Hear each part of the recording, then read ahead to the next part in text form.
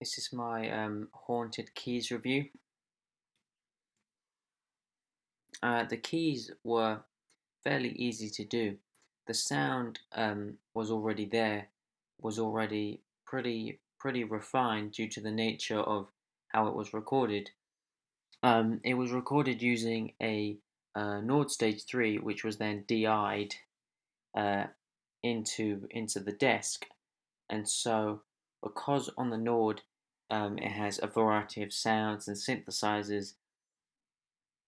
The sound within the Nord and the whole part was actually pretty refined, which means I didn't actually have to do a lot to the actual sound of the keys like I did for the bass guitar and the drums, and like I will do for the vocals. But the keys was fairly simple. I did comp the the keys, and I have looked through it all and listened to each take, and decided, which takes were best to use and things.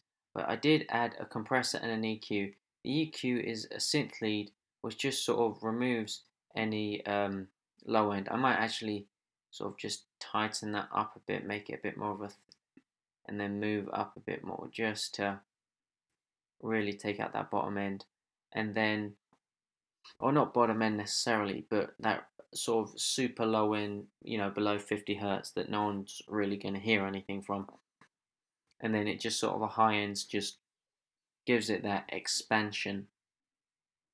I also added a compressor as well, uh, a keyboard compressor. It just sort of somewhat tightens up the sound a bit because it's a keyboard, and so the actual sound of it is the same, but due to sort of human fingers and everything, is never quite exactly the same every single time.